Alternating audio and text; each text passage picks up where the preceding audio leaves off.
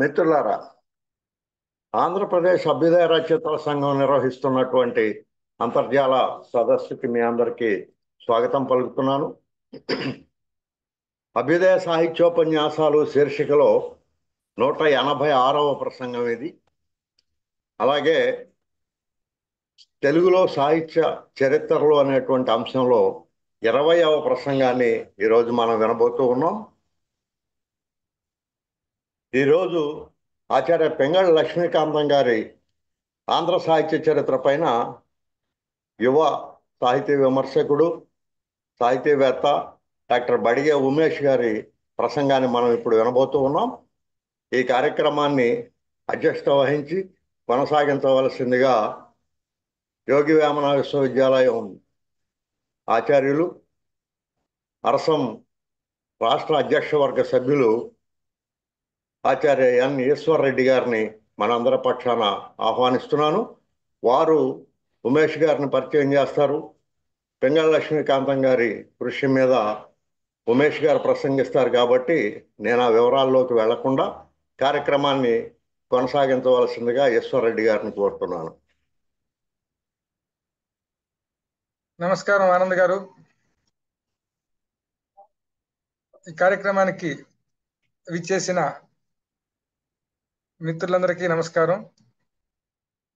ఈరోజు పింగళి లక్ష్మీకాంతం గారి తెలుగు సాహిత్య చరిత్ర మీద, ఆంధ్ర సాహిత్య చరిత్ర మీద మనం వినబోతున్నాం. అందులోకి వెళ్లే ముందు రచయిత పరిచయం చేయాలి. అంతకన్నా ముందు మరొక మాట చెప్పుకుందాం. మనకు అరసం జాతీయ అధ్యక్షులు పెనుగొండ లక్ష్మీనారాయణ గారికి 2 అవార్డులు వచ్చాయి. ముందుగా ప్రకటించిన అవార్డు అజో బిబో వారి విశిష్ట జీవన సాఫల్య పురస్కారం జరిగింది. అది నిన్న విజయవాడలో అంగరంగ వైభవంగా జరిగింది.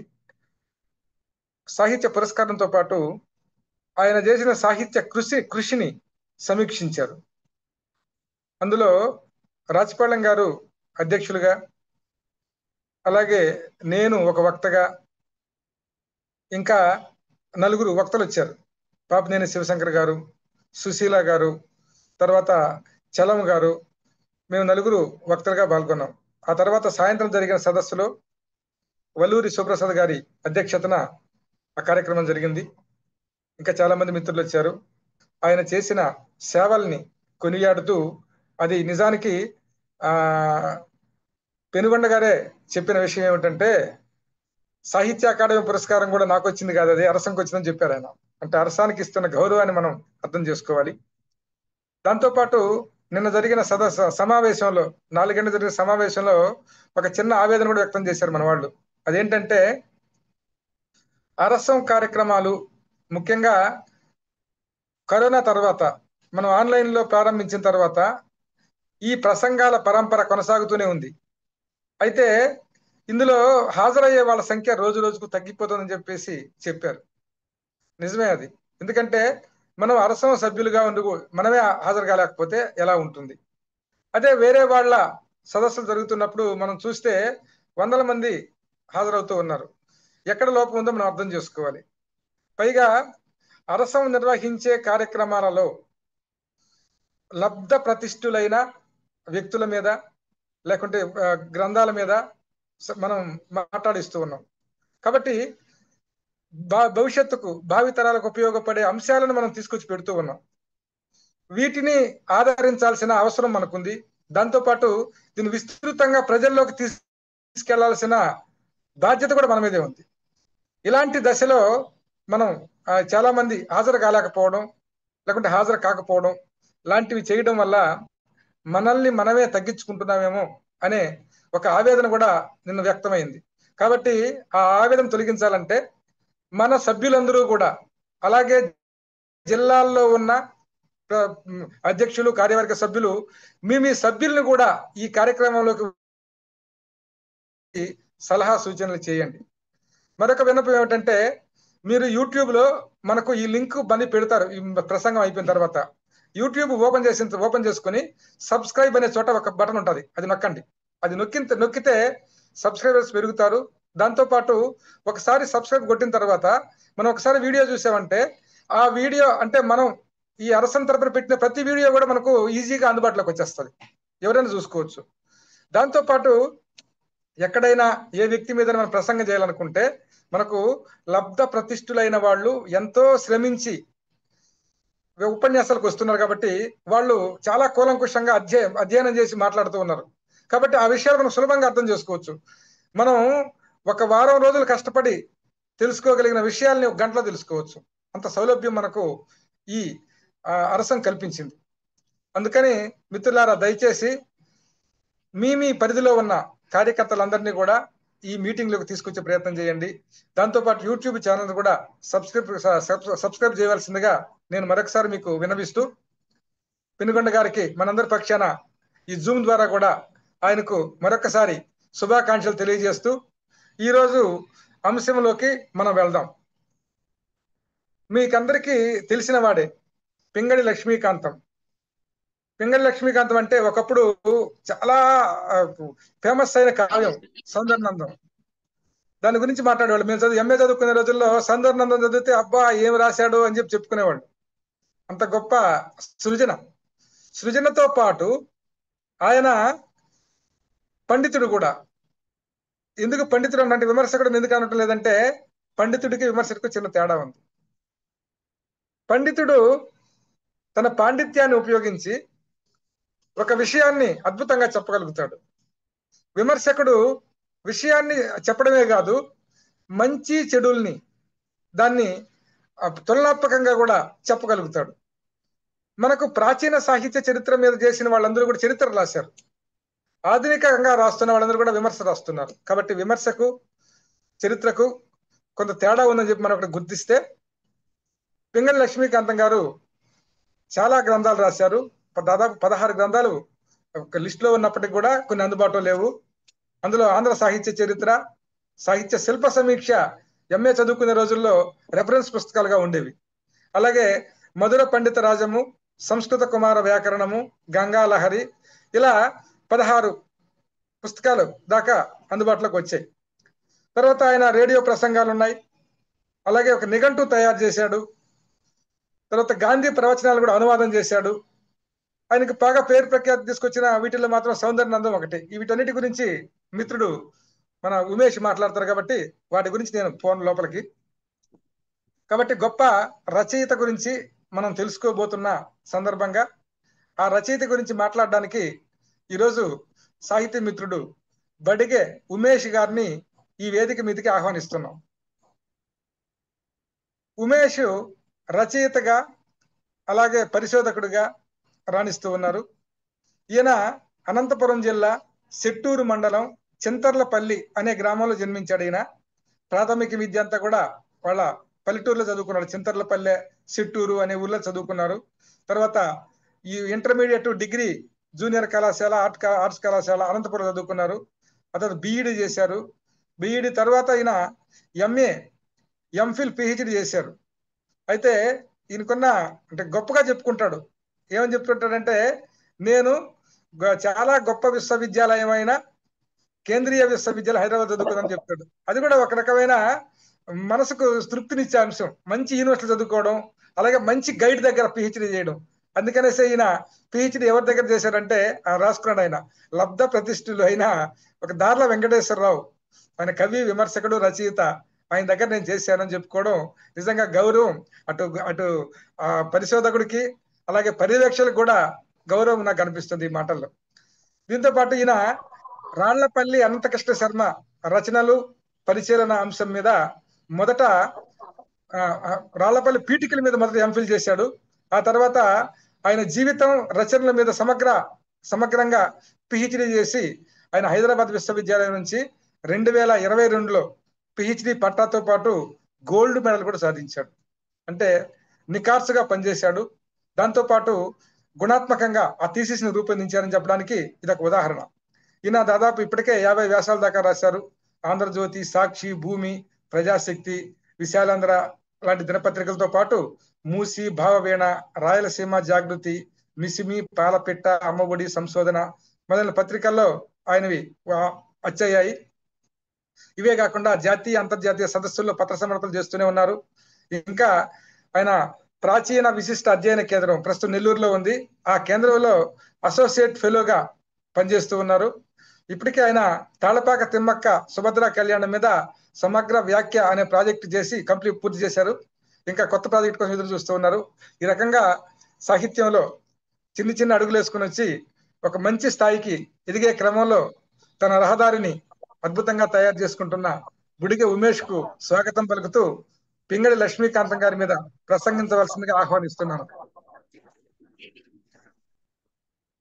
ఇవ్వండి ఉమేష్, మీకు స్వాగతం.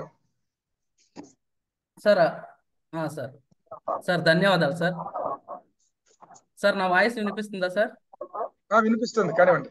సార్ అందరికీ నమస్కారం. ఆచార్య పింగళి లక్ష్మీకాంతం గారి ఆంధ్ర సాహిత్య చరిత్ర గురించి మాట్లాడే సదవకాశాన్ని కల్పించినటువంటి సుప్రసిద్ధ విమర్శకులు, నాకు గురుతుల్యులైన ఆచార్య రాచపాళెం చంద్రశేఖర్ రెడ్డి సార్ గారికి ముందుగా ఈ సభాముఖంగా కృతజ్ఞతలు, ధన్యవాదాలు తెలియజేస్తున్నాను. అలాగే గత 185 వారాలుగా నిర్విఘ్నంగా అంతర్జాల వేదికగా అనేక సాహిత్య కార్యక్రమాల్ని ఎంతో చైతన్యవంతంగా నిర్వహిస్తున్నటువంటి అభ్యుదయ రచయితల సంఘం వారికి ఈ ప్రత్యేక నమోవాకాలు తెలియజేస్తున్నాను.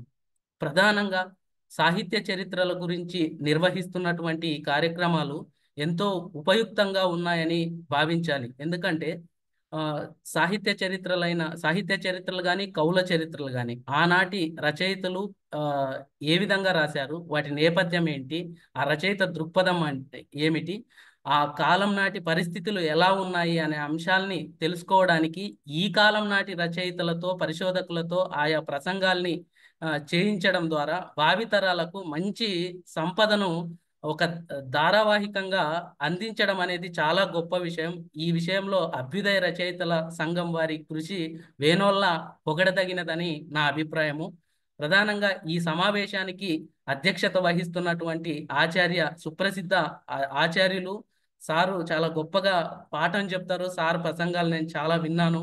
పాటలు కూడా అద్భుతంగా, కవిత్వం కూడా అద్భుతంగా రాస్తారు. సార్ నిజంగా ఈ సమావేశానికి అధ్యక్షులుగా రావడం నేను అనుకున్నాను. నేను ఈ ప్రసంగం ప్రిపేర్ చేసేసరి నా ప్రసంగానికి ఈశ్వర్ రెడ్డి సార్ రావచ్చు అధ్యక్షులు, కానీ కొంతమంది ఉంటారు కాబట్టి ఫేమస్ వాళ్ళని ఊహించుకొని నేను ప్రాక్టీస్ చేసుకునేసారి కూడా అనుకున్నాను. అట్లే నేను అనుకున్న విధంగానే ఈశ్వర్ రెడ్డి సార్ గారు ఈ సమావేశానికి అధ్యక్షత వహించడం నా అదృష్టంగా భావిస్తున్నాను. అలాగే ఎంతో ఓపికగా ఈ కార్యక్రమానికి విచ్చేసినటువంటి సాహితీ బంధువులకు, గురువులు అందరికీ కూడా పేరు పేరున వినమ్రంగా నా నమస్కారాలు తెలియజేస్తున్నాను. ఆచార్య పింగళి లక్ష్మీకాంతం గారు 1894 జనవరి 10లో పుట్టి 1972 జనవరి 10న పరమపదించారు.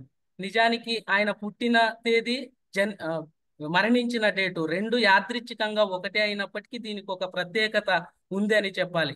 అలాగే ఈ రోజు జనవరి 5వ తారీఖున ఇంకో 5 రోజులు ముందుగానే వారి గురించి స్మరించుకోవడానికి, జోహార్లు అర్పించడానికి ఒక కార్యక్రమం ఏర్పాటు చేసుకోవడం చాలా ముదావహం అని అనిపించింది నాకు. నిజంగా చాలా సంతోషకరమైనటువంటి విషయం ఇది. ఆచార్య పింగళి లక్ష్మీకాంతం గారు సుమారు 78 సంవత్సరాల వారి జీవిత కాలంలో ఆయన గొప్ప ఆచార్యులుగా, మంచి విమర్శకులుగా పేరు ప్రఖ్యాతులు గడించడం అందరికీ తెలిసిన విషయమే. ఆయన sorry for the interruption. Umesh గారు, మీ ఫేస్ మీద లైటింగ్ చాలా తక్కువ ఉందండి. కొంచెం మీరు అలాగే కుడివైపుకి తిరుగుతారా? మీకు ఇటు నుంచి లైటింగ్ ఉన్నట్టుగా ఉంది, కుడివైపు నుంచి లైటింగ్ ఉన్నట్టుగా ఉంది. అవునా సార్? మీ ఫేస్ మీద లైటింగ్ తక్కువ ఉంది. మళ్ళీ డిస్టర్బ్ అవుతుందేమో అని. అది కరెక్ట్. మీరు యాజిటీస్ గా వెనక్కి పక్కకి తిరగలుగుతారా? అంటే మీకు వెళ్తూరు వైపుకి సరిగ్గా తిరిగితే సరిపోతుంది. సార్ గంట సేపు ఫేస్ క్లారిటీ లేకుండా చూడాలంటే వ్యూయర్స్ కొంచెం ఇబ్బందిగా ఉంటుంది. అవునా సార్? ఇప్పుడు ఏమన్నా పర్లేదా సార్? ఇంకా కొంచెం తిరగండి అదే పద్ధతిలో. లేదు సార్, అట్లనే ఉంది. ఇక్కడ ఏం పెద్ద లైటింగ్స్ ఏం లేవు ఇక్కడ. కుడి చేతి వైపు నుంచి లైటింగ్ పడుతోంది. మీ కెమెరాని కుడి చేతి వైపు తిప్పగలిగితే, అంటే టేబుల్ ఉన్నట్లుంది. టేబుల్ ఉంది సార్, మళ్ళీ ఇవన్నీ సెట్ చేసుకోవాలంటే ఇబ్బంది అవుతుంది. ఓకే, అయితే కానివ్వండి. Right sir. Okay sir. అదే పింగళి లక్ష్మీకాంతం గారు లైట్ ఉంటే వేసుకోండి, పైన ట్యూబ్ లైట్ అని ఉంటే వేసుకోండి ఫేస్ కి ఎదురుగా. ట్యూబ్ లైట్స్ ఏం లేవు సార్, ఆల్రెడీ వెలుతురుగానే ఉంది ఇదంతా. సార్ సార్ సార్ కొనసాగించేదా? కొనసాగించండి. Okay sir. ఆయన సుప్రసిద్ధ విమర్శకులుగా అందరికీ ఆ, సుపరిచితులే. ఆయన ప్రధానంగా వారి పాండిత్య గరిమ, గ్రంథరచన సౌష్ఠవం, పరిశోధన పటిమ, పాఠ ప్రవచన కౌశలం, ఆయన ఆ, చదువుల్లో లోతు, ఆ గద్ద చూపు, ఆ మాట పొందిక, ఆ భాష బిగువు, ఇవన్నీ కలగలిసినటువంటి ఆ, ఒక శలాక పురుషుడుగా ఆచార్య పింగళి లక్ష్మీకాంతం గారిని అభివర్ణించుకోవచ్చు. ఆయనే ఒక సందర్భంలో ఏమని చెప్తారంటే, నాకు వేరే జపతపాలేమీ లేవు, సాహిత్యమే నా సాధన, కవిత్వమే నా యాగము అని ప్రకటించుకున్నటువంటి కవి పుంగవులు ఆచార్య పింగళి లక్ష్మీకాంతం గారు. ఆయన మహావక్తగా, గొప్ప అధ్యాపకుడుగా, అనువాదకుడుగా, పాఠ్య ప్రణాళిక సంఘ సభ్యులుగా, ఇట్లా బహుముఖ కోణాల్లో ఆయన చేసినటువంటి కృషి ఎంతో సంపద్వంతంగా ఉంది. ఆయన ఒక సమగ్ర వాంగ్మయ మూర్తిగా, ఒక రసజ్ఞ శిల్పిగా, తెలుగు సాహిత్యంలో వెలిగి నిలిచినటువంటి సాహితీ మూర్తిగా వారిని అభివర్ణించుకోవచ్చు. ఆయన కృష్ణా జిల్లా ఆర్తమూరులో వారి అమ్మమ్మ ఇంట్లోనే జన్మించారు. వారి తల్లిదండ్రులు కుటుంబమ్మ, వెంకటరత్నం. ఆయన ప్రాథమిక విద్యాభ్యాసం గూడూరు, రేపల్లెలో కొనసాగింది. ప్రధానంగా బందరులో 8వ క్లాస్ నుంచి BA వరకు అక్కడే ఆయన చదువుకోగలిగారు.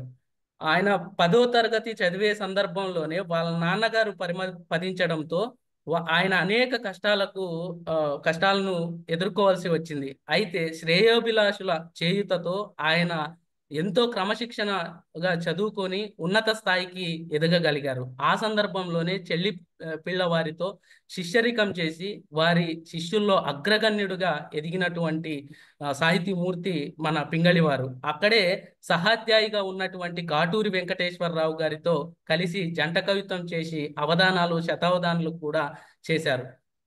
అదృష్టం ఏంటంటే ఆయన చదువుకున్న పాఠశాలల్లోనే బందరులో ఆయన ఒక 5 సంవత్సరాలు ఉపాధ్యాయ వృత్తి జీవితాన్ని 1922 నుంచి 27 వరకు అక్కడ ఉపాధ్యాయుడిగా కొనసాగాడు. అనంతరం ఆయన మద్రాసు మ్యాన్స్క్రిప్షన్స్ లైబ్రరీలోకి వెళ్ళి అక్కడ రీసెర్చ్ అసోసియేట్గా చేరుతారు. అక్కడ కోరాడ రామకృష్ణయ్య గారి పర్యవేక్షణలో ఆయన పనిచేస్తారు. అనంతరం మద్రాసు విశ్వవిద్యాలయంలో MA కోర్సుకు జాయిన్ అయ్యి అక్కడ బాగా చదువుకొని గోల్డ్ మెడల్తో ఉత్తీర్ణత సాధిస్తారు. అలాగే ఆయన ప్రభావతి, ప్రద్యుమ్నము, మూలములు అనే అంశం మీద కృషి చేసి MA డిగ్రీ ఆనర్స్ పట్టా కూడా వారు సంపాదించడం జరిగింది. అనంతరం 1931 నుంచి ఆయన 1949 వరకు ఆంధ్ర విశ్వవిద్యాలయం విశాఖపట్నంలో ఆచార్యులుగా విధులు నిర్వర్తించి ఎంతో పేరు ప్రఖ్యాతలు గడించి ఉన్నారు.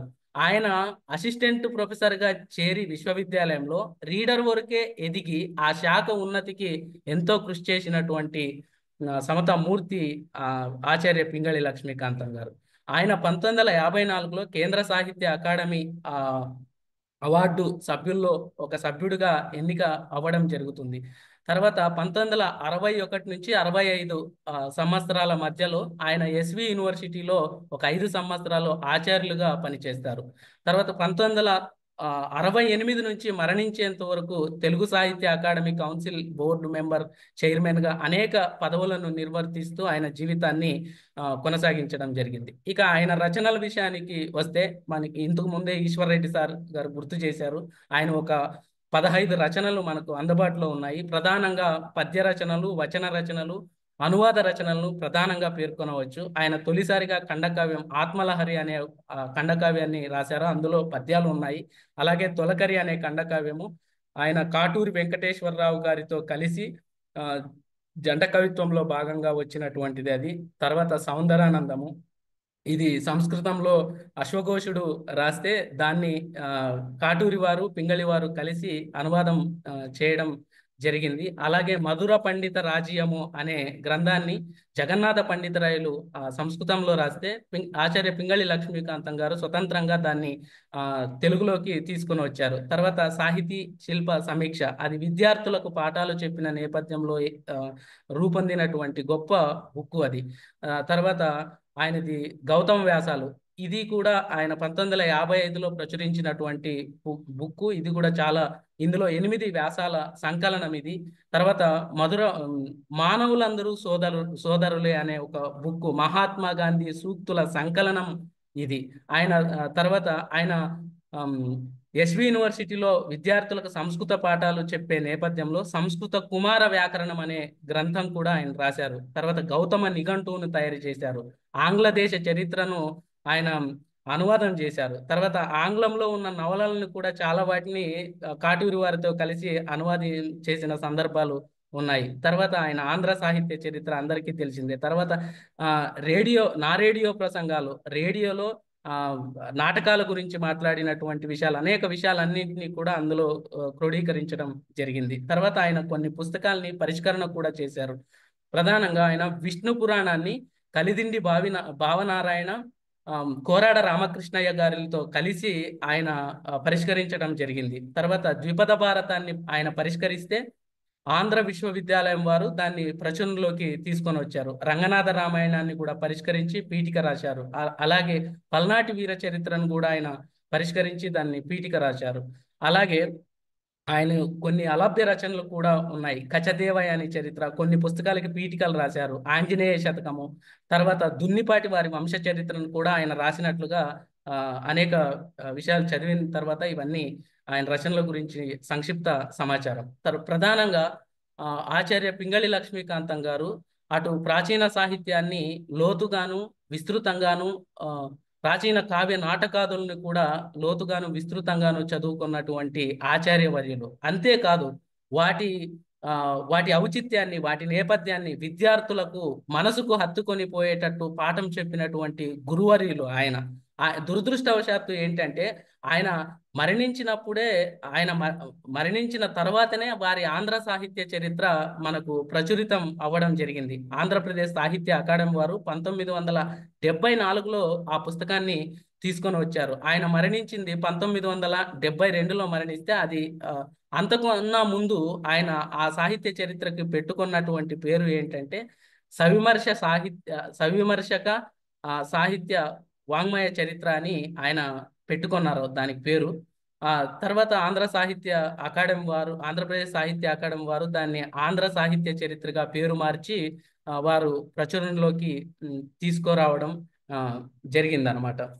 అయితే పింగళి లక్ష్మీకాంతం గారు అంతకన్నా ముందు సవిమర్శక అంటే ఆంధ్ర సాహిత్య చరిత్రలో ఆయన పుస్తకం గురించి, అంటే విద్యార్థులకు పాఠాలు చెప్పిన నేపథ్యంలో శిష్య ప్రశిష్యుల ద్వారా వారు చెప్పినటువంటి పాఠాలు ఎంతో పేరు ప్రఖ్యాతులు గడించడంతో ఆయనే ఆ పుస్తకానికి కృతి సమర్పణలో ఏమని రాసుకున్నారంటే, ఇది జనించిన 40 ఏండ్ల నుండి సరస సాహిత్య విజ్ఞాన సత్రమనుచు చొచ్చి ఆశ్రయింపని తెలుగు విద్యార్థి లేడు, చొచ్చి చూడని తెలుగు వ్యాసుండు లేడు అని ఒక గొప్ప మాట చెప్పారు. ఆ మాట ద్వారా మనం అర్థం చేసుకోవచ్చు ఆ ఆంధ్ర సాహిత్య చరిత్ర అనేది ఎంత విశిష్టమైన కృషి, ఎంత విశిష్టమైన బుక్ అనేది మనకు అర్థమవుతుంది. ఇది ఇలా ఉండగా 1994వ సంవత్సరము 94-95 మధ్యకాలంలో వారి శత జయంతి ఉత్సవాలను వారి కుటుంబ సభ్యులు ఏర్పాటు చేస్తూ వారి ఆంధ్ర సాహిత్య చరిత్రను పునర్ముద్రణ చేయాలని యోచించి ఆ కార్యక్రమాన్ని డాక్టర్ కోలవెన్ని మలయవాసిని మేడం గారికి అప్పచెప్పడంతో ఆ మేడం గారు ఆచార్య పింగళి లక్ష్మీకాంతం గారితో అప్పుడు చదువుకున్న విద్యార్థులైనటువంటి బాలాంతరపు రజనీకాంతరావు, డాక్టర్ కాకర్ల వెంకట రామనరసింహం, కొత్తపల్లి వీరభద్రరావు, దివాకర్ల వెంకటావధాని గారు, అలాగే శ్రీ పోణంగి శ్రీరామ అప్పారావు గారు, అలాగే పాటిబండ మాధవ శర్మ గారు, నండూరి రామకృష్ణమాచార్యులు, ఇలాంటి విద్యార్థులను అందరూ రాసుకున్నటువంటి ఆ నోట్ పుస్తకాలను సేకరించి ఆంధ్రప్రదేశ్ సాహిత్య అకాడమీ వారు వేసినటువంటి పుస్తకాన్ని కూడా ముందు పెట్టుకొని మేడం గారు కూలంకషంగా పరిశీలించి ఒక శుద్ధ ప్రతిని తయారు చేయగా 1998లో విశాలాంధ్ర పబ్లిషింగ్ హౌస్ వారు ఆంధ్ర సాహిత్య చరిత్రను పునర్ముద్రణ చేశారు. ఆ పునర్ముద్రణ చేసిన తర్వాత అనేక సార్లు అది ముద్రణకు నోచుకుంది. 2018లో నవచేతన పబ్లిషింగ్ హౌస్ వారు చాలా అందంగా ఈ పుస్తకాన్ని ఈ సాహిత్య లోకంలోకి తీసుకురావడం జరిగిందనమాట. ఇది సుమారు 440 పేజీల ఉద్గ్రంథం. ఇది చాలా విశిష్టమైనటువంటి బుక్. తర్వాత ఆయన 1974లో అచ్చైనటువంటి పుస్తకానికి దేవులపల్లి రామానుజరావు గారు ముందు మాట రాస్తూ, స్వర్గీయ ఆచార్య పింగళి లక్ష్మీకాంతం గారి ఈ ఆంధ్ర సాహిత్య చరిత్ర ఎంతో విశిష్టమైనది. వారు విద్యార్థులకు పాఠాలు చెప్పినటువంటి నేపథ్యంలో రాసిన ఈ బుక్కు ఆయన బతికున్న కాలంలో కావడమే కాకుండా అచ్చు కాలేదు. తర్వాత ఆయన ఈ సాహిత్య చరిత్రను పూర్తి కూడా చేయలేకపోయారు అని వాపోయారు. నిజానికి ఆయన ప్రాంగణ యుగం నుంచి ప్రబంధ యుగం వరకే రాశారు అన్న విషయంతో ఆయన అలా చెప్పారు. తర్వాత ఆంధ్రప్రదేశ్ సాహిత్య అకాడమీ వారు దానికి ఆంధ్ర సాహిత్య చరిత్ర అని పేరు మార్చి అచ్చులోకి తీసుకొచ్చారు. అదే పేరునే డాక్టర్ కోలవెన్ని మలయవాసిని మేడం గారు కూడా అదే పేరుతోనే కొనసాగించడం జరిగింది.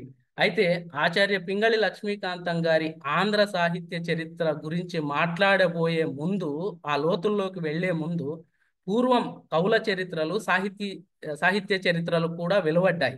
కవుల చరిత్రలో ప్రధానంగా కావలి రామస్వామి గారి దక్కన్ కవుల చరిత్ర, అది 1829లో వెలువడింది. కవి జీవితములు గురజాడ శ్రీరామమూర్తి గారు 1893లో వచ్చింది. అలాగే ఆంధ్ర కవుల చరిత్ర కందుకూరి వీరేశలింగం పంతులు గారు 3 సంపుటాలు వచ్చాయి. నిడదవోలు వెంకట్రావు గారు తెలుగు కవుల చరిత్ర అనే పుస్తకాన్ని రాశారు. ఇట్లా కవుల చరిత్రలు ఒక 4 వచ్చాయి. అలాగే సాహిత్య చరిత్రలు కూడా ఒక 4 వచ్చాయి. తొలి సాహిత్య చరిత్ర అనదగ్గ గొప్ప పుస్తకం వంగూరి సుబ్బారావు గారు ఆంధ్ర సాహిత్య చరిత్ర ఒకటి వచ్చింది. కవిత్వవేది కల్లూరి వెంకట నారాయణరావు గారు రాసినటువంటి ఆంధ్ర వాంగ్మయ చరిత్ర సంగ్రహం అనే బుక్ కూడా వచ్చింది. దివాకర్ల వారి ఆంధ్ర వాంగ్మయ చరిత్రం వచ్చింది. కండవల్లి లక్ష్మీరంజనం గారి ఆంధ్ర సాహిత్య చరిత్ర సంగ్రహం అనే పుస్తకాలు ఇవన్నీ కూడా వచ్చాయి. ప్రధానంగా కవుల చరిత్రలో కావలి రామస్వామి గారు కానీ, గురజాడ శ్రీరామమూర్తి గారు కానీ, కందుకూరి వారు కానీ, నిడదవోలు వారు కానీ, కవుల చరిత్రలో వారి కవుల పేర్లు, వారి గోత్రాలు, వారి వంశ చరిత్ర, ఇలాంటి స్థూలమైనటువంటి విషయాలనే వారు పేర్కొనడానికి ప్రధానంగా పనిచేశారు. ప్రధానంగా కొన్ని వందల మంది కవుల జాబితాలను తయారు చేయడమే వారు పనిగా పెట్టుకున్నారు. ఆ కవి యొక్క కావ్యం లోతులకు కానీ, ఆ కాలం నాటి సమకాలీన పరిస్థితుల్ని తడమడం కానీ ఇట్లాంటి పనికి వారు వెళ్ళలేదు. కానీ ఆచార్య పింగళి లక్ష్మీకాంతం గారు 2 దశాబ్దాలుగా విద్యార్థులకు పాఠాలు చెప్పినటువంటి నేపథ్యంలో ఆయన ఆ సాహిత్య చరిత్రని యుగ విభజన చేసి ఆనాటి కవులు వారి కావ్యాల్లోని భావము, వస్తువు, రచనలను కూలంకషంగా పరిశీలించి ప్రధానంగా సాహిత్య చరిత్ర రాసేటప్పుడు చారిత్రక దృక్పథాన్ని గొప్పగా అన్వేషిస్తూ ఆయన సాహిత్య చరిత్రని నిర్మాణం చేయడం జరిగింది. నిజానికి ఆయన సాహిత్య చరిత్రను ప్రాంగణ యుగం నుంచి ప్రబంధ యుగం వరకే రాశాడు అని చెప్పుకున్నాం కదా. అయితే కొంతలో కొంత పూర్తిగా సమగ్రంగా దొరకడానికి ఆయన అంతకు ముందు రాసినటువంటి వ్యాసాలు తోడ్పడ్డాయి. ఆయన 1955లో రాసినటువంటి అచ్చైనటువంటి పుస్తకం గౌతమ వ్యాసాలు. అందులో ఆంధ్ర వాంగ్మయ స్థూల రూపము అనే ఒక వ్యాసం ఉంది. ఆ వ్యాసంలో 1000 ఏండ్ల ఆంధ్ర సాహిత్య చరిత్రను లక్ష్మీకాంతం గారు 57 పుటల్లో ఆయన సమీక్షించారు. అలాగే ఆయన 1959లో విజ్ఞాన సర్వస్వము అనే గ్రంథం కోసము బిరుదురాజు రామరాజు గారితో కలిసి ప్రబంధ పూర్వయుగము, ప్రబంధ యుగము అనే 2 వ్యాసాలు రాశారు. ఈ వ్యాసాల ద్వారా ఆయన ఆంధ్ర సాహిత్య చరిత్ర కొంతలో కొంతైనా మనకు సమగ్రంగా దొరికిందని స్పష్టంగా చెప్పవచ్చు. అలాగే ఆయన గౌతమ వ్యాసాల్లో ఈ సాహిత్య చరిత్ర యుగ విభజనకు ఒక స్థూల రూపాన్ని తయారు చేశారు. నిజానికి 10 యుగాలుగా సాహిత్య చరిత్రని లక్ష్మీకాంతం గారు విభజించారు. అది గౌతమ వ్యాసాల్లో ప్రాంగణ యుగానికి పేరు పెట్టలేదు, పేరు లేదు అని అన్నారు.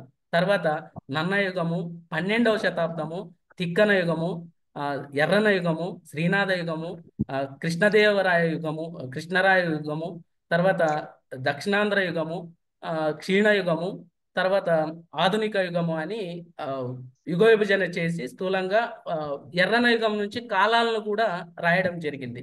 అదే ఆంధ్ర సాహిత్య చరిత్రలో చూసుకుంటే ఆ పేర్లను ప్రాంగణ యుగము, నన్న యుగము, తిక్కన శివకవి యుగము, తిక్కన యుగము, ఎర్రన యుగము, శ్రీనాథ యుగము, ప్రబంధ యుగము, దక్షిణాంధ్ర యుగము లేదా నాయకరాజ యుగము, లేదా క్షీణయుగము, ఆమ్, ఆధునిక యుగము అని చెప్పి యుగాలు పేర్లు స్పష్టంగా రాసి కాలాలను కూడా స్పష్టంగా పేర్కొనడం జరిగింది. అయితే గౌతమ వ్యాసాల్లోని కాలానికి ఇందులో వేసినటువంటి కాలానికి ఒక 70-60 సంవత్సరాలు తేడా మాత్రమే కనిపిస్తుంది. అయితే ప్రధానంగా వారి సాహిత్య చరిత్రలో ప్రత్యేకత ఏంటంటే కవుల చరిత్రతో కవుల పేర్లతో యుగ విభజన చేసి ఉమ్, ఆ కవుల కావ్యాల్లోని భావము, వస్తువు, రచనల్ని కూలంకషంగా పరిశీలించడమే ఆయన ఆ, సాహిత్య చరిత్ర యొక్క ప్రధాన ఉద్దేశం అని ఇక్కడ అర్థమవుతుంది. ఆయన ఆ పుస్తకానికి ప్రస్తావన రాస్తూ సాహిత్యంలో కొన్ని కీలకమైన అంశాలని ఆయన చర్చించడం జరిగింది. అవి తప్పకుండా తెలుసుకోవాల్సిన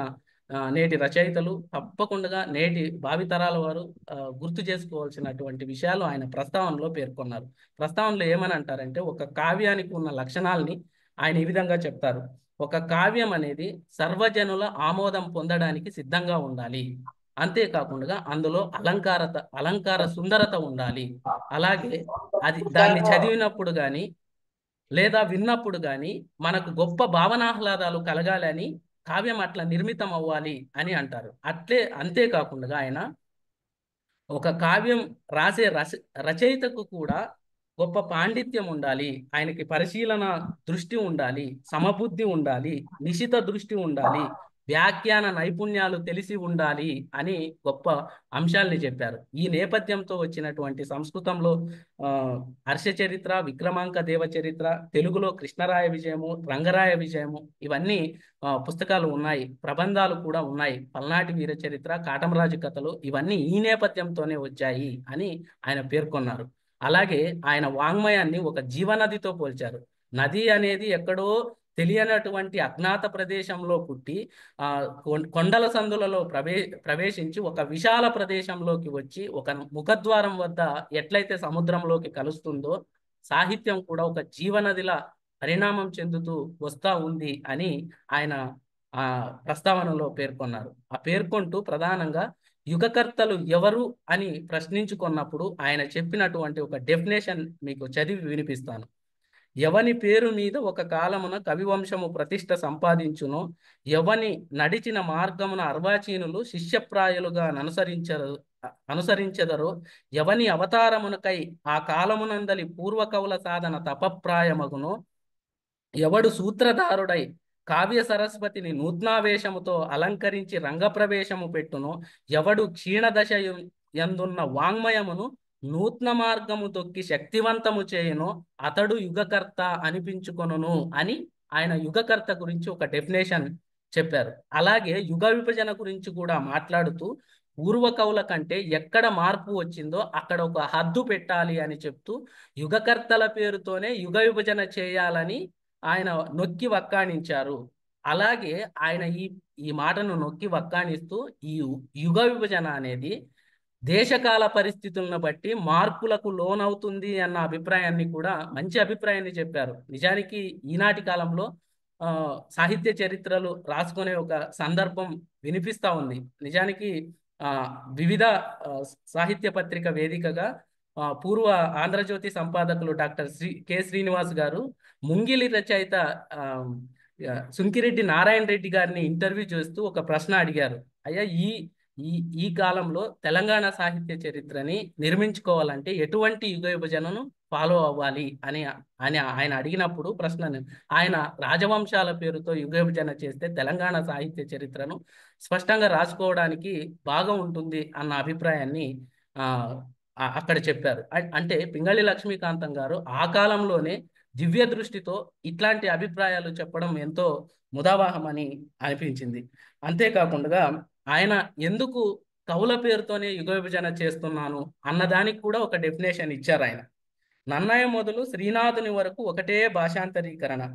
ఆ భాషాంతరీకరణ కాలం అనుట కంటే ఆ భాషాంతరీకరణ నందే నన్నయ చేసిన ప్రారంభం ఎట్టిది, తిక్కన కలిగించిన పెంపు ఎట్టిది, ఎర్రన చేసిన వన్నె ఎట్టిది, శ్రీనాథుడు అందమిచ్చిన మార్గాంతరం ఎట్టిది స్పష్టముగా గోచరించి వారి వారికి గల ప్రత్యేకతలు నిర్ణయింపబడును. వీరందరూ కూడా ఒకే విధముగా భాషాంతరీకర్తలే అనుకొని స్థూలముగా ఒక వర్గములోకి చేర్చుట వారి వ్యక్తిత్వమును మర్చిపోవుటయే అవుతుంది అందుచే అట్టి వర్గీకరణ అశాస్త్రీయమని ఆయన భావించారు. వీరందరూ వాంగ్మయ విశ్వమున విహరించు ప్రత్యేక దిగ్ధంతులు కాని ఒకే కొట్టమునందలి కట్టివేయబడినటువంటి ముసలి ఏనుగులు మాత్రం కాదు అని ఆయన యుగ విభజన కవుల పేరుతో చేయడానికి ఈ అభిప్రాయాన్ని వారు చెప్పారు. తర్వాత ఈ ఇక ఆయన ఆంధ్ర సాహిత్య చరిత్రలోని ప్రతి ఒక్క యుగం గురించి అందులోని విశేషాలకు వెళ్తే ఆయన ప్రాంగణ యుగం గురించి ఏమని అంటారంటే, ఇది ఈ కాలం అనేది ఒక అంధకార బంధురమైనటువంటి కాలంగా ఉన్నది. ప్రధానంగా 1వ శతాబ్దం నుంచి 10వ శతాబ్దం వరకు సాహిత్యం అనేది అంధకారంగా ఉన్నది.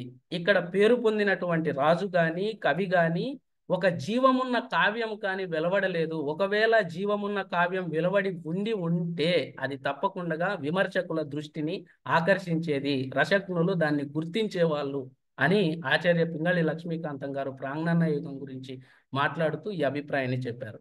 అలాగే నన్నయ యుగం గురించి మాట్లాడుతూ సంస్కృతంలో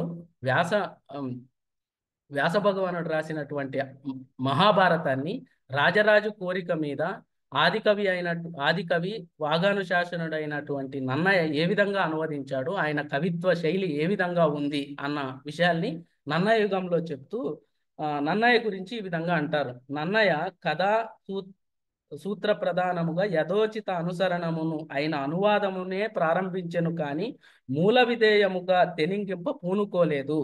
వ్యాస భారతం కేవలం కురుపాండవుల యుద్ధానికి సంబంధించినది కాదు, ఎంతో కాలం నుండి భారతదేశంలో విజృంభిస్తున్నటువంటి సాంఘిక దావాగ్ని యొక్క పరిణామం అని ఆయన చెప్తూ భారతీయ విజ్ఞానాన్ని ఆంధ్రులకు అందించాలని రాజరాజు ఆలోచించాడు.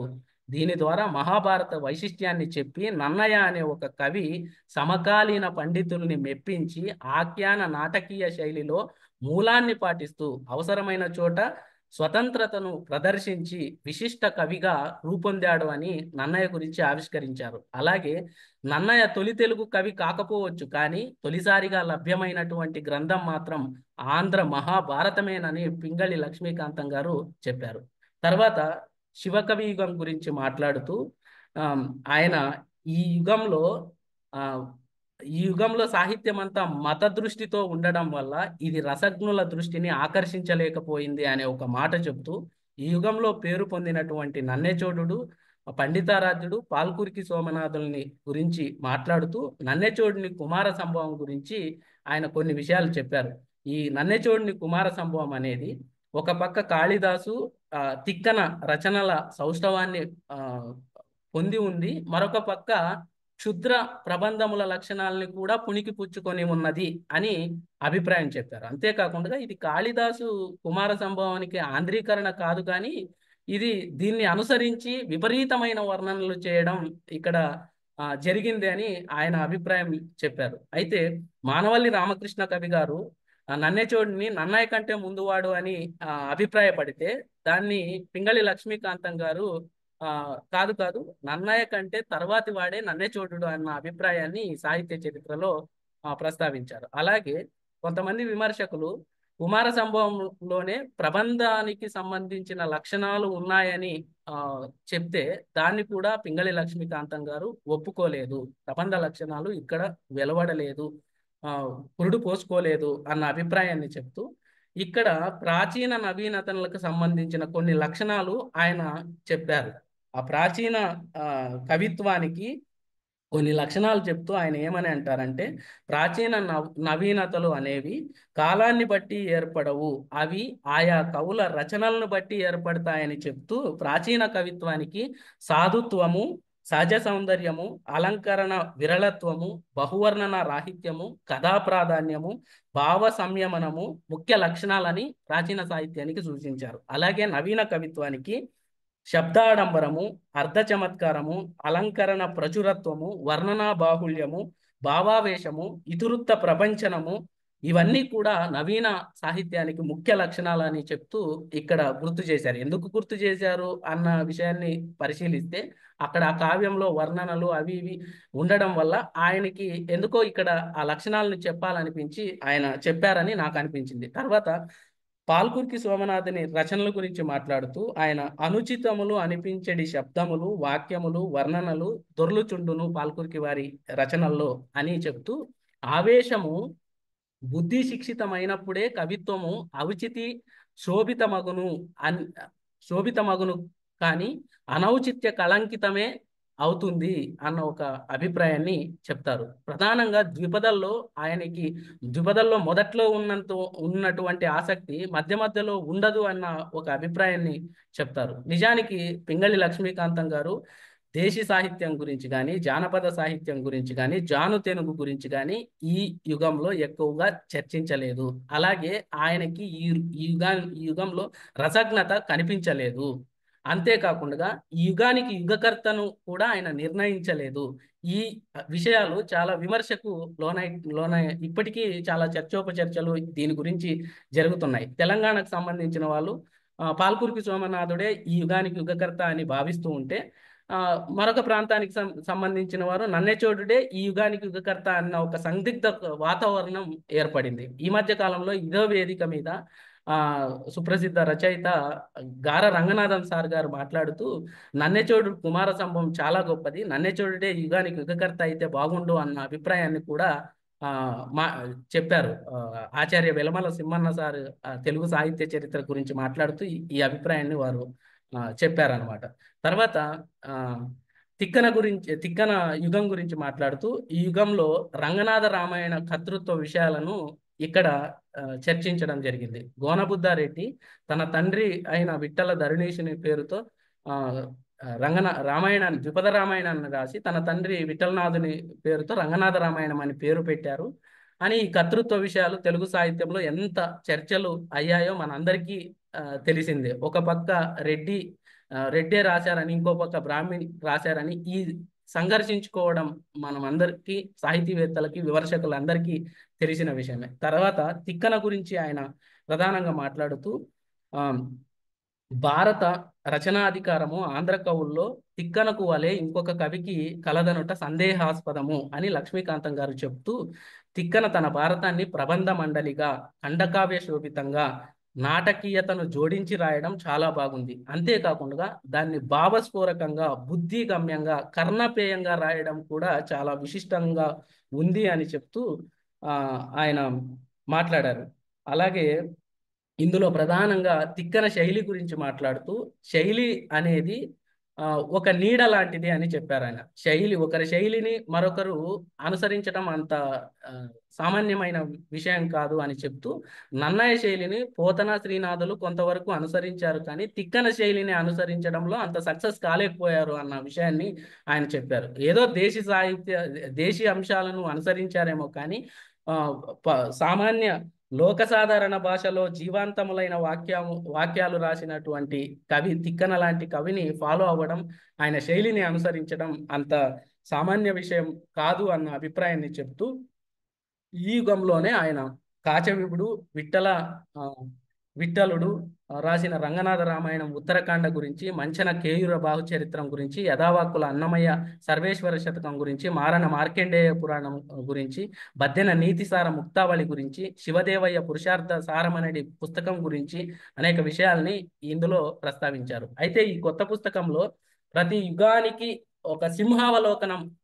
ప్రవేశపెట్టడం జరిగింది. సింహావలోకనంలో ఆ యుగంలో ప్రధానమైన బుల్లెట్ పాయింట్స్ అందులో ఉండేటట్లుగా కొత్తగా ఎడిట్ చేసిన వారు ఆ పని చేశారని నాకు అనిపించింది. తర్వాత ఎర్రన యుగం గురించి రాస్తూ, సాంస్కృతిక మగు నన్నయ్య శైలిని, దేశమగు తిక్కన శైలిని ఎర్రన ఏకము చేసి ఒక కొత్త వర్ణనాత్మక శైలిని తీసుకొని వచ్చాడు. ప్రబంధంలో వర్ణనలు ప్రవేశపెట్టి ప్రబంధ పరమేశ్వరుడు అయ్యాడు అని చెప్పి ఎర్రన గురించి మాట్లాడుతూ, ఇక్కడ పింగళి లక్ష్మీకాంతం గారి సాహిత్య చరిత్రలో మరొక విశిష్టమైనటువంటి అంశం ఏంటంటే తులనాత్మక దృష్టి, అలాగే పరిశోధనాత్మక దృష్టి. అలాగే ఒక కావ్యం గురించి కానీ లేదంటే ఒక రచయిత గురించి కానీ చెప్పాలంటే చాలా గొప్పగా చెప్తారు. అలాగే 2 కావ్యాల గురించి కానీ, 2 కవుల గురించి కానీ తులనాత్మక అధ్యయనం చేయాలంటే ఆయనలాగా ఇంకొకరు చేయరేమో అని అనిపించేటట్లుగా చేస్తారు. ఇక్కడ ఎర్రన యుగంలో ఎర్రన సోమనాథుల గురించి ఆయన చేసినటువంటి తులనాత్మక అధ్యయనం చాలా గొప్పగా అనిపిస్తుంది. వినండి, చెప్తాను. ఎర్రన కవితలో గల స్వతశుద్ధి సోమన కవితలో లేదు. సోమన భావావేశము విశృంఖలహారము చేయుచుండగా ఎర్రన భావము సత్వ సంయుతమై గంభీర మందగమనము చేయును అంటారు. అలాగే సోమన కలిగించు హృదయ విస్తృతిని బట్టి ఓహో అని ఆశ్చర్యచకితులు అవుతామే కానీ ఆహా అనేది పరవశ భావము పొందము అని చెప్తారు. అంతేకాకుండా ఎర్రన శృంగారమునకు ప్రేమ బీజం అయితే సోమన శృంగారమునకు కామ బీజము. ఇట్లాంటి సాహసించి ఇట్లాంటి అభిప్రాయాలన్నీ ఆయన చెప్పారు. ఇదే విభాగంలోనే అళుక్కి భాస్కరుడు రాసిన భాస్కర రామాయణం గురించి, రావిపాటి త్రిపురాంకుడు రాసిన క్రీడాభిరామముల గురించి కూడా చర్చించారు పింగళివారు.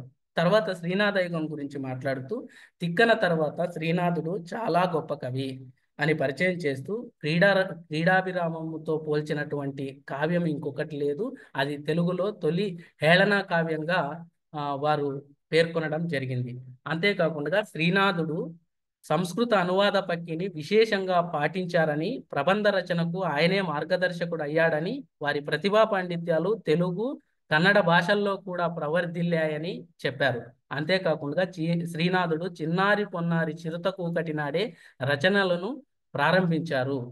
అలాగే ఆయన భీమఖండాన్ని ఆధారంగా చేసుకొని గోదావరి మండలము నందలి నదులను పర్వతములను పుళ్లను గోపురాలను వనములను ఆరామములను క్షేత్రములను తీర్థములను పద్య కుసుమములతో పూజించినటువంటి ఒక దేశభక్తుడు శ్రీనాథుడు. అంతేకాకుండా సామాన్య ప్రజలు మాట్లాడుకునే భాషలో రచనలు చేసినటువంటి ఘనత శ్రీనాథునికి దక్కింది అని ఆయన తెలియజేశారు. అలాగే శ్రీనాథుని పల్నాటి వీర చరిత్ర గురించి మాట్లాడుతూ పల్నాటి వీర చరిత్ర పిచ్చుకుంట్లు పాడుతున్నప్పుడు వినడానికి చాలా వినసొంపుగా ఉంటాయి, కానీ పుస్తకం పట్టి చదువునప్పుడు అంత రసజ్ఞత కల్పించవు అన్న ఒక అభిప్రాయం చెప్తూ ఈ పల్నాటి వీర చరిత్ర ఆధారంగా వెలువడినటువంటి సామాజిక దృక్పథాన్ని ఆయన భూతత్వంలో పెట్టి చూపిస్తారు. ఇక్కడ పింగళివారి సామాజిక దృష్టి నాకు కొద్ది వరకు కనబడింది.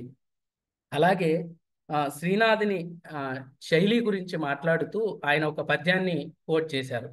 వచింతు వేముల వాడ భీమన భంగి నుద్దండలీల నొక్కొక్క మాటు భాషింతు నన్నయ బట్టు మార్గంబునా ఉభయ వాక్ ప్రౌఢి నొక్కొక్క మాటు వాకృత్తు తిక్కయజ్వ ప్రకారము రసాభ్యుచిత బంధముగా నొక్కొక్క మాటు పరిడవింతు ప్రబంధ పరమేశ్వరుని ఠేవ సూక్తి వైచిత్రి నొక్కొక్క మాటు. మరి మీ భాషా శైలి అని గౌడి దిండిమ భట్టు అడిగినప్పుడు ప్రౌఢి పరికింప సంస్కృత భాషయండ్రు పలుకు నుడికారమున ఆంధ్ర భాషయండ్రు ఎవ్వడేమన్న గాని నాకేమి కొరత నా కవిత్వంబు నిజము కర్ణాట భాష.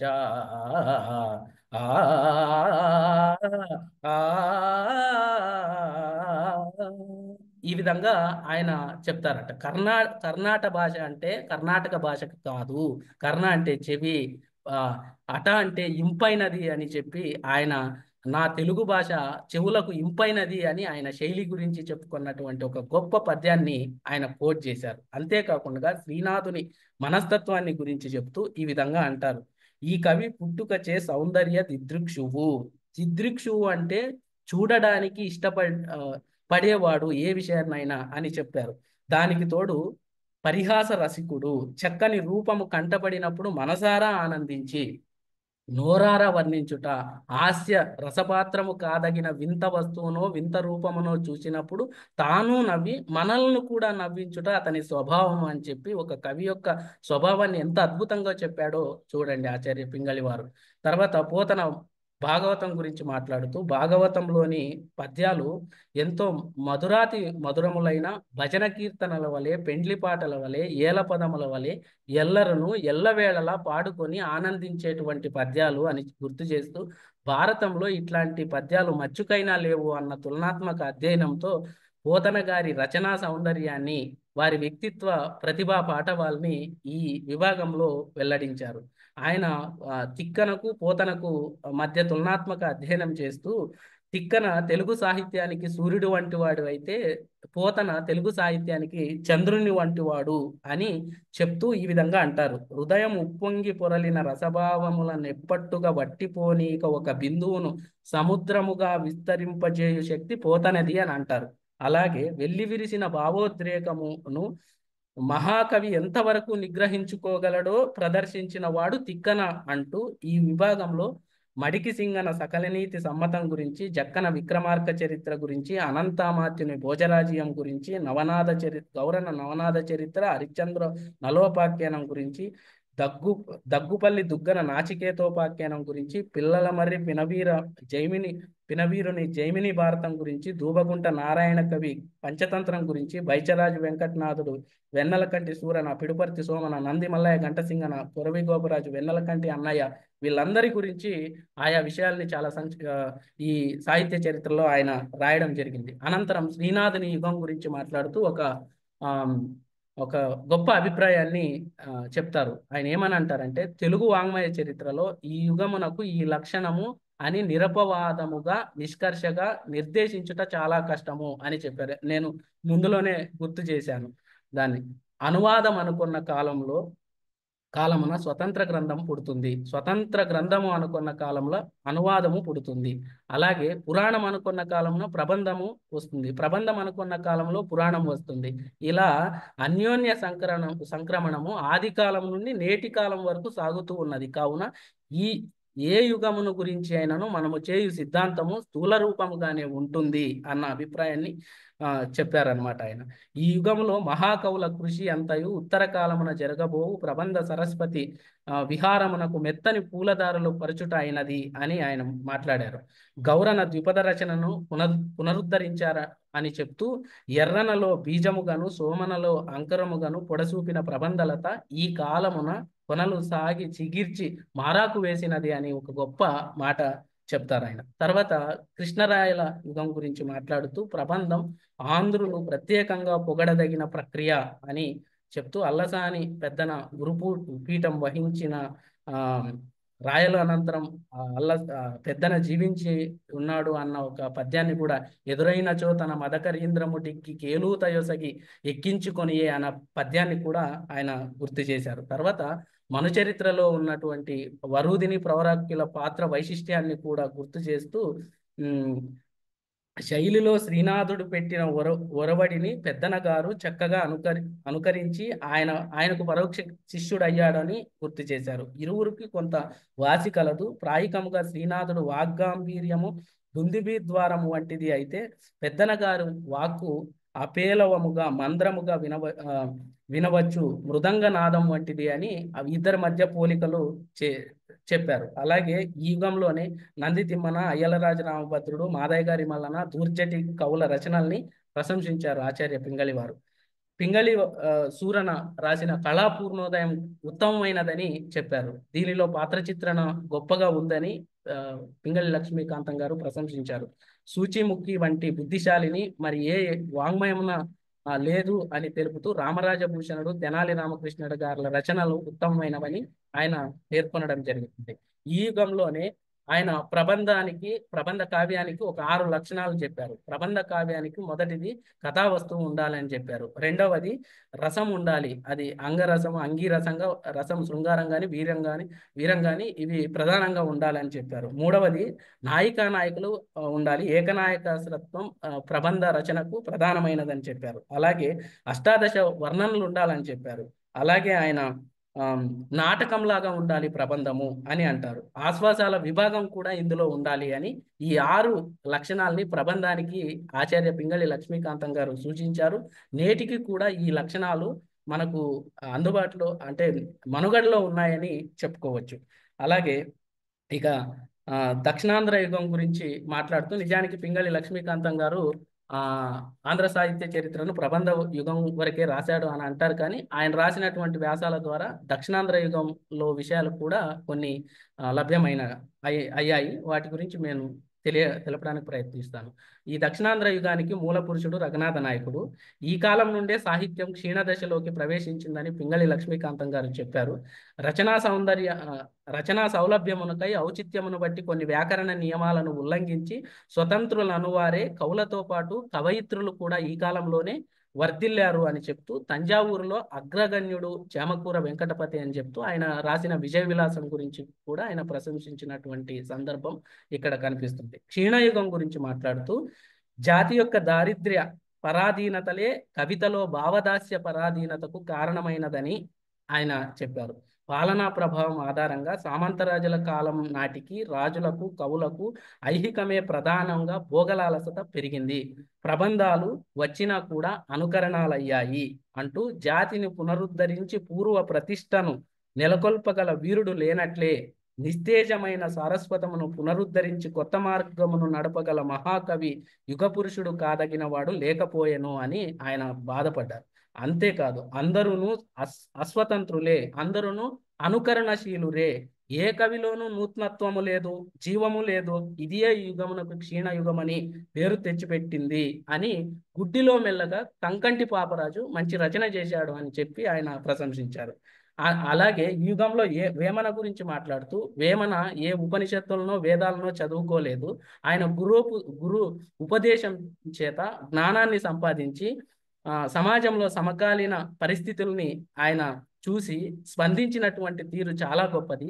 నిజానికి వేమన ఏదైనా విషయాన్ని చెప్పేసారి సమాజాన్ని చూసి కానీ, వ్యక్తులను చూసి కానీ, దేవుడిని చూసి కానీ భయపడలేదు. వేమనకు లోకమందు తిరస్కార భావమే కానీ పురస్కార భావం లేదు అంటూ ఒక అభిప్రాయం చెప్తూ, తిక్కనకి కందపద్యం వలె, శ్రీనాథునికి సీసపద్యం వలె వేమన పద్యాలను మనం వేమన సుభాషితాలు అంటే బాగుంటుంది అని ఆచార్య పింగళి లక్ష్మీకాంతం గారు తన అభిప్రాయాన్ని వ్యక్తం చేశారు. అంతేకాకుండా ఈ యుగంలోనే పోతులూరి వీరబ్రహ్మం గారి గురించి కూడా ప్రస్తావించడం జరిగింది. అలాగే ఆధునిక యుగం గురించి మాట్లాడుతూ, ప్రాచీన నవీన లక్షణాలు కొంత ఉన్నప్పటికీ మొత్తం మీద చూసినప్పుడు ముందున్న దానికంటే ఉన్న సాహిత్యమే ఎక్కువ కనుక కాలాన్ని బట్టి ఆధునిక యుగంగా, గుణాన్ని బట్టి నవ్యయుగంగా ఉంది. అందుకే నవ్య సాహిత్య శాఖలు విస్తరించడాన్ని ఇందులో గుర్తించవచ్చు అని ఆయన ఆధునిక సాహిత్యం గురించి మాట్లాడారు.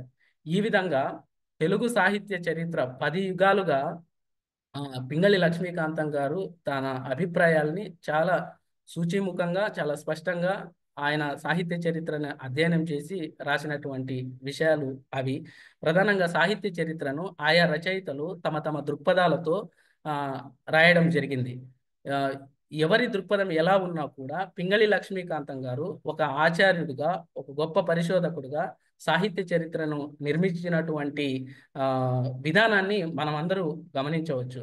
అంతేకాకుండా పింగళి లక్ష్మీకాంతం గారి కంటే వంగూరి సుబ్బారావు గారు 32 సంవత్సరాలకే సాహిత్య చరిత్రను రాశారు. అలాగే తల్లూరి వెంకట నారాయణరావు గారు 22 సంవత్సరాలకే సాహిత్య చరిత్రను రాశారు. వాళ్ళ దృక్పథం ఆ వయసులో వాళ్ళది ఎట్లుంటుంది? పింగళి లక్ష్మీకాంతం గారు సుమారు విద్యార్థులకు 2 దశాబ్దాలుగా పాఠాలు చెప్పి విశ్వవిద్యాలయ ఆచార్యుడిగా వారు సాహిత్య చరిత్రను నిర్మించడం అనేది అందరికీ ఆమోదించినటువంటి గొప్ప విషయంగా మనం భావించవచ్చు. అంతేకాకుండా పింగళి వారి భాష గురించి ప్రత్యేకంగా మాట్లాడాలి. ఆయన పదప్రయోగాలు ఎంతో విశిష్టతను సంతరించుకొని ఉంటాయి. వేరే రచయితల్లో ఇలాంటి రచనా సౌష్ఠవాన్ని మనం చూడలేము. నిజానికి వారి గురించి ఒక మాట చెప్పాలి. పింగళి వారి అధ్యయనము లోతైనది, చూపు నిశితమైనది. వారి శైలి అంటారా, అది చాలా గంభీరమైనది. వారి అభిప్రాయం సంక్షిప్తంగా ఉండిన దాదాపు సూటిగా గట్టిగా ఉంటుంది. ఏ విషయాన్నైనా అల్పాక్షరంలో అనల్పార్థ రచన అన్నట్లుగా వారు చెప్తారు. నిజానికి తిరుపతి వెంకట కవుల గురించి ఆయన మాట్లాడుతూ, తిరుపతి వెంకట కవులు ప్రాచీన కవిత్వానికి భరతవాక్యము, నవీన కవిత్వానికి నాంది వాక్యము అన్న ఒక మాట చెప్తారు. ఈ మాటను అందరూ సాహితీవేత్తలు ఒప్పుకోకపోవచ్చు, కానీ ఆయన సాహిత్య చరిత్రలో అలాంటి విషయాలు చాలా కోకొల్లలుగా వెలువడ్డాయి. అంతేకాదు, ఆయన సాహిత్య చరిత్రను 10 యుగాలుగా విభజిస్తే చాలా మంది విమర్శలకు కూడా లోనైంది. అది ఆ లోనైనప్పటికీ కూడా ఇప్పటికీ తెలుగు సాహిత్యం ఎక్కడైతే బోధించబడుతుందో, ఏ విశ్వవిద్యాలయాల్లో తెలుగు సాహిత్యం బోధించబడుతుందో అక్కడ అంతా కూడా పింగళి లక్ష్మీకాంతం గారి యుగ విభజననే ఫాలో అవుతున్నారు. అంతేకాకుండా వారు ప్రబంధానికి చెప్పినటువంటి లక్షణాలని ఫాలో కావడం జరుగుతూ వస్తున్నది. దీన్ని ఎవరు కాదనలేని సత్యం ఇది. తర్వాత పింగళి లక్ష్మీకాంతం గారు సాహిత్య చరిత్రను ఎటువంటి వివాదాలు లేకుండా రాశారు అని అది ఒప్పుకోవాల్సినటువంటి విషయమే. కానీ నాకు ఒకటి అనిపించింది, పింగళి లక్ష్మీకాంతం గారు ప్రాంగణ యుగం నుంచి శ్రీనాథ యుగం, అదే ప్రబంధ యుగం వరకు కవులను ఆయన ఈయన అని ప్రస్తావించారు. అలాగే దక్షిణాంధ్ర యుగం నుంచి కవులను, ఆధునిక యుగం వరకు ఉన్న కవులను వాణి వీణి అని ప్రస్తావించారు. ఇది మాత్రం కొంచెం నాకు ఎబ్బెట్టుగా అనిపించింది. తర్వాత మరొక విషయం ఏంటంటే, వారి భాషా ప్రభావం ఎవరి మీద అయినా పడిందా అంటే తప్పకుండా వారి భాషా ప్రభావం వారి శిష్యుల మీద గణనీయంగా పడిందని చెప్పాలి. ఎందుకంటే వారికన్నా ముందు దివాకర్ల వెంకటావధాని గారు సాహిత్య చరిత్ర రాశారు. కాకర్ల వెంకట రామనరసింహం కూడా ప్రబంధ సాహిత్యం మీద ఆయన కృషి చేశారు. ఆయనతో ఎప్పుడైనా సాహిత్య చరిత్ర మీరు రాయవచ్చు కదా అంటే, నా శిష్యులు రాశారు కదా అని చమత్కారంగా చెప్పేవారట. ఇట్లా ఆయన ప్రభావం కూడా ఆయన శిష్యుల మీద బలంగా పడిందని చెప్పవచ్చు. అంతేకాకుండా ఈయన WH హడ్సన్ అనే ఆయన ఆంగ్లంలో రాసిన introductions to the study of English literature అనే పుస్తకాన్ని కాపీ కొట్టి సాహిత్య శిల్ప సమీక్ష అనే గ్రంథాన్ని రాశాడని చాలా మంది, వేల్చేరి నారాయణరావు గారు ఒక సందర్భంలో చెప్తే, కాదు ఆ సాహిత్య చరిత్రని ఆ పుస్తకాన్ని కాపీ కొట్టలేదు, ఆ పుస్తకాన్ని పరిశీలించారే తప్ప దాన్ని కాపీ కొట్టలేదని తర్వాత సుప్రసిద్ధ విమర్శకులు శ్రీ కట్టమరాజు అశ్వత్థనారాయణ సార్ గారు ఒక వ్యాసంలో ఆయన ప్రస్తావించారు. అంతకు లక్ష్మీకాంతం గారే అభిప్రాయాన్ని చెప్పినట్లుగా వారు రాశారు. ఈ విధంగా ఆయన సాహిత్య శిల్ప సమీక్ష పుస్తకాన్ని ఉపయోగించుకొని చాలా మంది సాహితీవేత్తలు అనేక పుస్తకాలు రాసుకోవడం మనందరికీ తెలిసిందే. అలాగే ఆయన మరొక పుస్తకం గౌతమ వ్యాసాలు, ఇది కూడా చాలా గొప్ప పుస్తకం. గౌతమ వ్యాసాలు నేను మీకు చూపిస్తాను. ఇది చాలా అవసాన స్థితిలో ఉంది. ఇది కూడా చాలా గొప్ప పుస్తకం. ఇందులో 8 వ్యాసాలు ఉన్నాయి.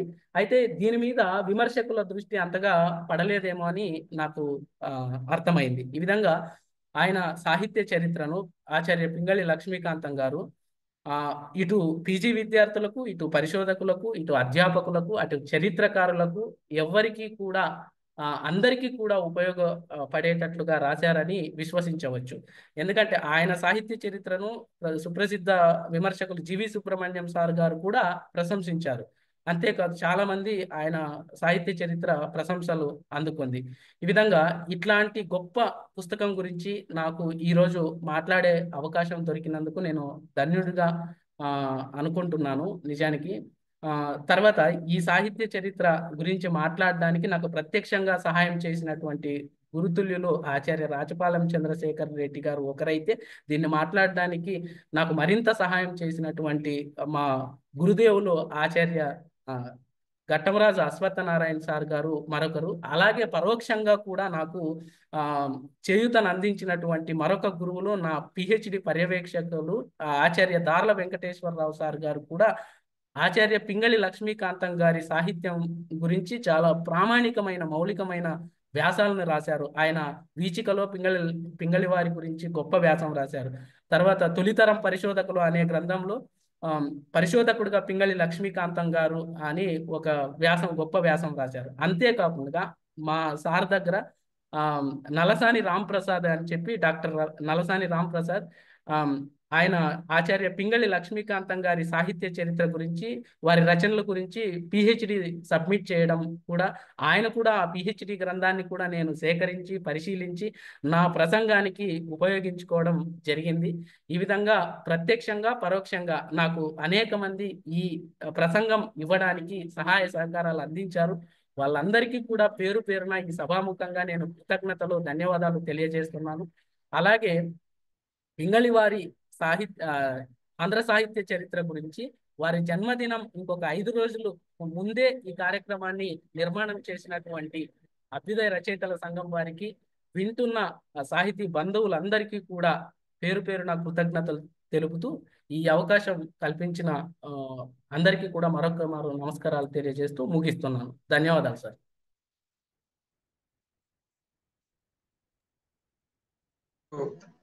ధన్యవాదాలు ఉమేష్, సార్ చాలా గొప్ప ప్రసంగం చేశావు. సార్ నీ ప్రసంగంలో నీ పరిశ్రమ కనిపిస్తా ఉంది. Thank you. దాంతోపాటు నీ ప్రెజెంటేషన్ కూడా చాలా బాగుంది. చాలా మంచి విషయాలు చెప్పావు.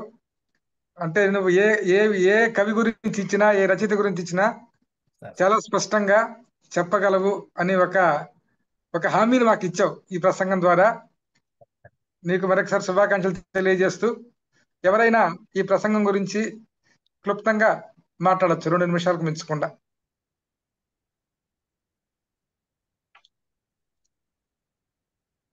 నీ పద్య పఠన విధానం చాలా బాగుంది సార్. Thank you sir. ఇంకో పద్యం కూడా ఉండే, సమయాభావం వల్ల నేను పాడలేకపోయినాను సార్.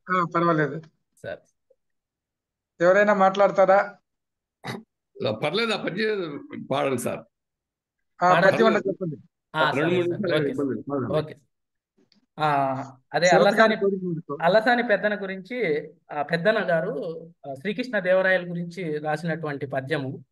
ఎదురైనచో తన మద కరీంద్రముటిగ్గి కేలూతయొసగి ఎక్కించుకొని మను చరిత్రం బందుకొను వేళ పురమేగం తనకేల బట్టి ఎత్తే ఓకట గ్రామాద్యనేకాగ్రహారంబులడిగిన సీమలయందు నిచ్చే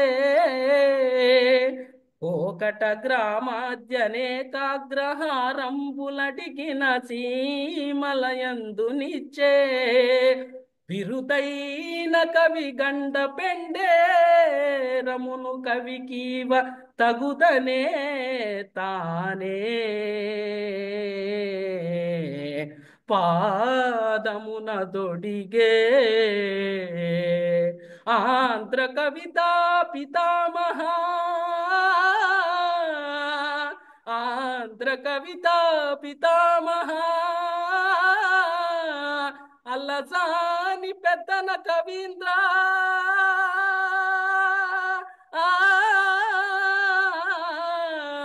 యని నన్ను పిలిచినట్టి కృష్ణరాయలతో దివికే గలేక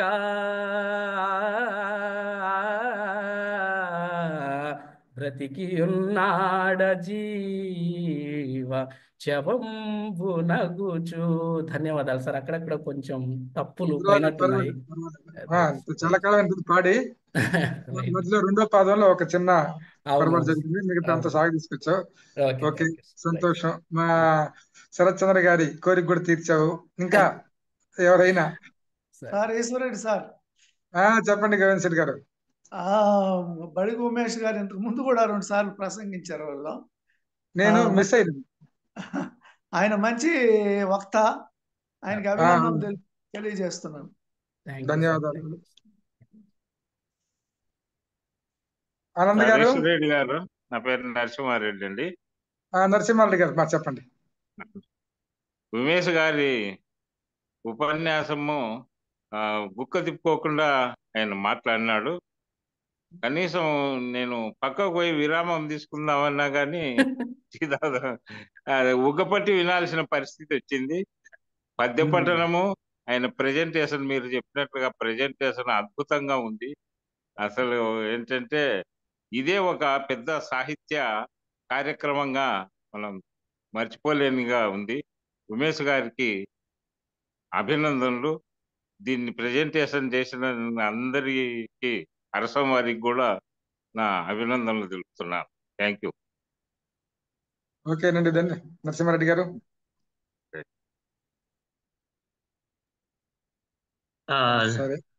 మాట్లాడొచ్చా అండి? ఈశ్వరెడ్డి గారు మాట్లాడండి ప్లీజ్. బడిగే ఉమేష్ గారు, మీ ప్రసంగం చాలా బాగుంది. మొత్తం సాహిత్య పింగళి గారు ఇది మొత్తం చరిత్ర అంతా, ఆయన సాహిత్య చరిత్ర ఏకదాటిగా బాగా చెప్పారు. చాలా చాలా బాగుందండి. అభినందన. Thank you sir. Thank you.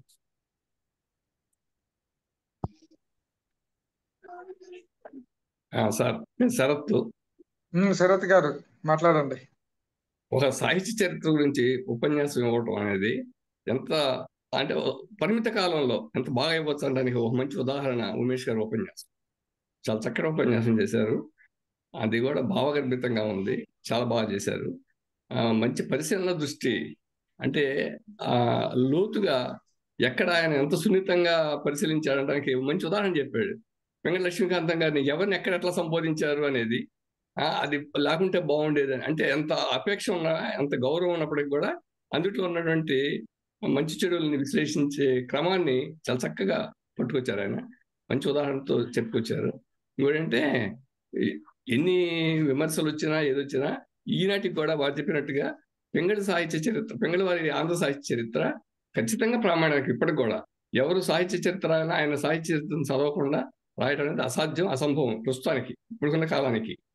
అది ఆయన ఉపన్యాసంలో ఎస్టాబ్లిష్ చేశారు. బాగుంది. ఒంగూరు సుబ్బారావు గారి గురించి ప్రస్తావనలు వచ్చినాయి. ఆయన రాసినప్పటికీ, పింగళి వారు రాసినప్పటికీ అనేది. ఒంగూరు సుబ్బారావు గారు నిజానికి ఆయన రాసిన పీఠికలో ఆయన బాధను వ్యక్తం చేశాడు. ఈ మహాపండితులు ఉన్నారు, నాకంటే బాగా రాయగలిగిన వాళ్ళు ఉన్నారు, కానీ వాళ్ళు ఎవరు చేయి చేసుకోవట్లేదు. నాకు అది బాధగా ఉంది. పక్కన ఉన్నటువంటి వాళ్ళు, వాళ్ళ పక్కన ఉన్నటువంటి భాషా సాహిత్య చరిత్రలు వస్తా ఉన్నప్పుడు ఆంధ్రులు చేసుకున్నటువంటి లోపం ఏముంది? ఈ ఖచ్చితంగా నేను ఇది రాశాను, కానీ నేను ఎంత పండితుడు, నేను బాగా సర్వజ్ఞుడు రాయలేదు, దీన్ని ఇంకా బాగా రాయాల్సిన వాడు చాలా మంది ఉన్నారు, వాళ్ళ ఇప్పుడైనా వాడు చేయి చేసుకోవాలనే ఉద్దేశంతోనే నేను ఇది రాస్తానని చెప్పాడు. చాలా చాలా చక్కగా చెప్పాడు ఆయన. అప్పటికి ఆ తర్వాత పింగళి గారు వచ్చేటప్పటికే అధ్యయనం బాగా పెరిగింది. చాలా విషయాలు, చారిత్ర విషయాలు చాలా బయటకు వచ్చి తర్వాత కూడా. అందువల్ల అది ప్రాథమికమైంది ఆంధ్ర సాహిత్య చరిత్రలో ఒంగూరు గారిది. ఇది పరిపూర్ణమైంది పింగళి వారిది. పరిపూర్ణమైందంటే ఇంతతో ముగిసిందనేది నా ఉద్దేశం కాదు. ఒక ప్రామాణికతను సంతరించుకోవడానికి కావాల్సిన అన్ని అవగాహన అంశాలతో కూడినటువంటి చరిత్ర ఇది.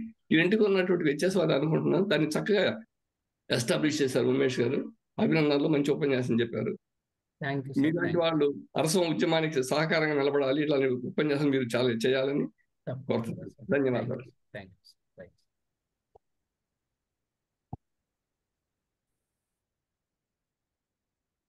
ఆనంద్ గారు ఉన్నారా? రెడీగా ముగిద్దాం. మిత్రులారా, ఒక మంచి ప్రసంగాన్ని అందించారు. పద్యంలో, ఆయన పాడిన పద్యంలో ఆర్ద్రత, ఆర్తి చాలా బాగా వినిపించారు. మంచి విశ్లేషణ కూడా అందించినందుకు ఉమేష్ గారికి అరసం పక్షాన ధన్యవాదాలు తెలియజేస్తున్నాను. మీ అందరికీ కూడా కృతజ్ఞతలు.